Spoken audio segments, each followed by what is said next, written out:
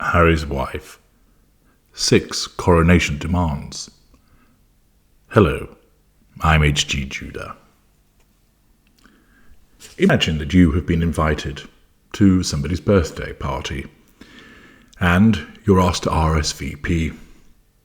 When you RSVP, you also state, I will only turn up if there is a herald that trumpets my arrival, that you ensure that you have white, thick toilet roll in each of your bathrooms to ensure that my derriere is embraced by the most soft and cushioning of toilet rolls.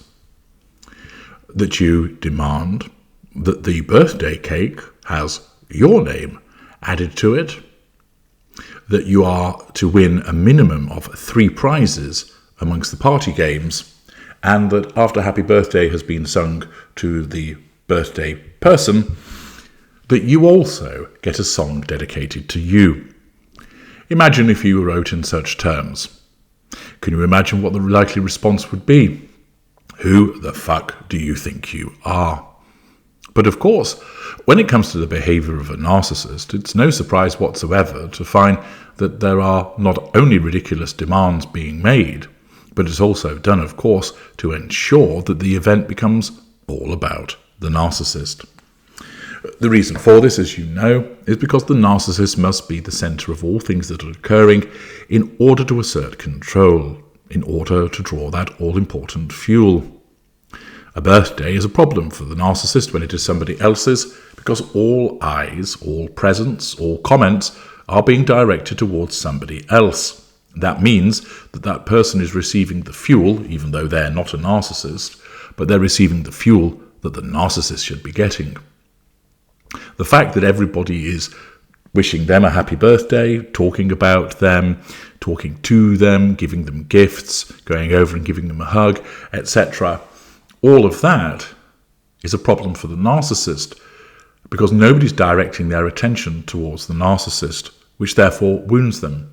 And that is why many of you will find that when it comes to certain special events in your life, the narcissist either doesn't turn up, turns up late, and when they do, they spoil the event. Because the narcissist, when you're in the devaluing period, in your sustained devaluation, needs to ensure that it's about them, and that means that you're going to suffer. Similarly, for King Charles, he is a non-intimate secondary source in the fuel matrix of Harry's wife. That means that Harry's wife has to ensure that he is under control, and the fact that Charles is being crowned as King of the United Kingdom is a significant problem for Harry's wife, because millions of people will be watching him on television. Hundreds of thousands of people will be lining the various routes, cheering for him. He will be the one that stands on the balcony, receiving the admiration of his subjects, not Harry's wife. And therefore, it is a day of repeated and sustaining wounding for her, because everybody's going to be looking at Charles and directing their fuel towards him. Accordingly, her narcissism dictates 2 things. Firstly, that it needs to take certain steps to ensure that this wounding is minimised on the day, but also ahead of time to ensure that certain things are put in place so that she continues to be talked about prior to the event. And, of course, there's plenty of speculation, as once again she engages in the hokey-cokey behaviours of, am I going, am I not, is Harry going on his own, are we both coming, what about the children, so that there's plenty for the press to speculate upon, much of which, of course, being leaked by Harry's wife herself. This behaviour, and the pursuit of the prime aims, has resulted in 6 coronation demands being made. An article by Kyle O'Sullivan in the Mirror tells us Prince Harry and Harry's wife allegedly have a number of demands which need to be met if they are to attend King Charles's coronation. So accordingly, they're basically saying We're only going to come if you do this for us, which of course is an assertion of control, shows a sense of entitlement and a lack of accountability for behaviours and a lack of emotional empathy for those affected by it. The article tells us, Prince Harry and Harry's wife's attendance at King Charles's coronation seemingly rests on a number of demands, and it's a major headache for the palace. The Duke and Duchess of Sussex have been invited to be part of the 2,000-strong congregation at Westminster Abbey, but they still haven't announced whether they will be attending. Lack of manners, lack of accountability. Relations between the pair and the royal family are at an all-time low, which makes it even harder to sort out a number of key issues. The historic event awkwardly takes place on Prince Archie's birthday, and it's rumoured that the Sussex's eldest and sister Princess Lilibet haven't even been invited. Here are the demands. Despite being the grandchildren of the new king, it is believed that Archie and Lilibet have not been invited, with sources citing that the children are very young. Here, of course, King Charles is asserting control over Harry's wife and Harry by suggesting your children can't come, and is utilising the plausible explanation, well, they're very young, and it's not the place for very young children to be. Remember, you may well think to yourself, well, that seems to me like a reasonable explanation. Yes, but remember it's being issued by a narcissist, Charles, and therefore, whilst it does appear to be reasonable, the real reason that he's utilising it is, of course, to assert control over Harry and Harry's wife and draw fuel from them with regard to any reaction.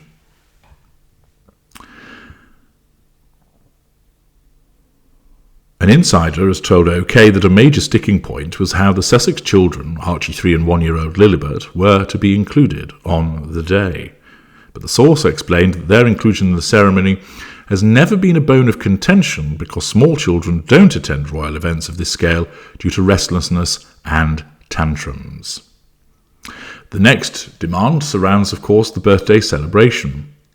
One of the biggest issues for the Sussexes is the date of the coronation, May the 6th. It falls on Archie's 4th birthday, so Harry and Harry's wife would obviously have concerns about being away from their son on his special day. It's believed that Harry and Harry's wife are keen to attend the coronation, as it is a key milestone for the family, or of course, subconsciously for Harry's wife, it's an excellent opportunity for her to draw fuel, to assert control over many people, and to manage that all-important facade, and look for material which she can monetize. But apparently they would like some recognition of their son's celebration. Well, tough shit. Coronations happen for the relevant monarch, oddly enough, once in a lifetime. Archie will have other birthdays, and as I've explained elsewhere, you can attend to the two of them. If you wish to attend the coronation, you can, and you can hold something separate for his birthday, perhaps in the morning of the coronation, or maybe the day after, or the day before. Archie's not going to bother too much, he's only 4, as long as he gets cake and presents, quite simply, he doesn't give a flying fuck. However, again, as a consequence of Harry's wife's need to assert control, she's asked for some kind of celebration or acknowledgement to be factored into the day's plans to ensure that his 4th birthday won't get lost during the momentous day. One can well imagine that Harry's wife wants King Charles, when he's on the balcony, to say through a PA system, or rather a PA system, "Oh, and I'd just like to wish happy birthday to young Archie. Yes, happy birthday, Archie." The next issue is it's believed that Harry will only come if he gets a face-to-face meeting with his father and brother. According to sources, Harry wants a summit with King Charles and Prince William to discuss their issues. Harry has been very clear, and his position hasn't wavered. He isn't going to come if he feels the atmosphere will be as toxic as it was during the Queen's Platinum Jubilee and funeral. Well, the problem that Harry has there is that he fails to realise who made it so, his wife, and then him as a consequence of having his balls in her handbag. But once again, this is classic blame shifting of Harry's wife to say, "We're only going to come if you're going to be nice to us," which of course is her narcissism seeking to assert control over individuals and looking to nullify those threats to control ahead of time by ensuring that everybody plays nice. Of course, This is her compartmentalisation and blindness as a consequence of the fact that it's her behaviour that results in people giving them the cold shoulder to begin with. But she can't see that because her narcissism won't allow her to do so. The next issue concerns the balcony. Seating arrangements can always get a bit tricky at big family events. Break out the emergency chairs. So imagine the struggle if it's in front of millions of people. Who gets to appear on the famous Buckingham Palace balcony has always been difficult, and the issue seemed to be happening again. The Sussexes and their children were not present on the balcony for the Queen's Platinum Jubilee celebrations last summer, but the Prince and Princess of Wales and their children were. Again, it's quite obvious why that was. The Sussexes have behaved like shits, therefore no balcony invitation. A source claims that the Sussexes are asking palace aides to include them on the balcony. Sense of entitlement, lack of accountability for behaviours, with the rest of the royal family once the king has been crowned to wave to the crowds. This, of course, is a fundamental point for Harry's wife because of all the fuel that she can obtain, the facade management that she can engage in, the photo opportunities as she seeks out those cameras and stares straight down the lens. The insider said, once the king has been crowned, there will be a coronation procession that will start at Westminster Abbey and end at Buckingham Palace. Once the procession reaches the palace, the king will take to the balcony and wave at the crowds with the rest of the royal family members and their children. This is where Harry and Harry's wife have requested inclusion. Another issue concerns Frogmore Cottage. The Duke and Duchess of Sussex confirmed they have been requested to vacate Frogmore Cottage, but they want to stay there for the coronation. According to improbably named plastic-faced Lieutenant Omid Scobie, one of the authors behind the dross that was known as Harry and Harry's Wife Finding Freedom, the King's decision came after Harry released his controversial memoir, Spare, in January. He claimed that the couple was told the property was needed for someone else, and that relations between the Sussexes and the rest of the firm was at an all-time low. Despite being asked to leave Frogmore, Harry and Harry's wife have been told the property will be available for them to stay if they decide to attend the coronation. It's believed they want to stay in Princess Eugenie and Jack Brooksbank's new abode, which will give their kids the opportunity to spend time with August, who is a similar age to Lilibet. Then finally, the sixth demand relates to security. The Sussexes are concerned about safety, and Harry's repeatedly asked for armed police protection whenever he and his family return to Britain. Although, of course, they're so concerned about protection that Harry's wife winds down the window to wave at people, and that he makes comments about killing 25 members of the Taliban, which demonstrates the hypocrisy of the duo, him as a consequence of the fact he's thick, hers as a consequence of her narcissism. Harry was left furious with the failure to provide him with security, and therefore he's making demands that security be put in place for their attendance at the coronation. All of this driven, of course, by Harry's wife. Now, some of those aspects you might have a degree of sympathy about, for instance, security, but with many of them, it's quite simply Harry's wife looking to, as always, get the prime aims by asserting control over people, drawing fuel from them, managing her facade, looking for merchandising and monetizing opportunities.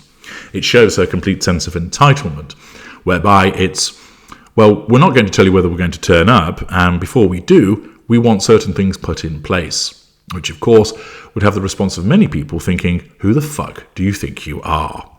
I'm HG Tudor. Thank you for listening.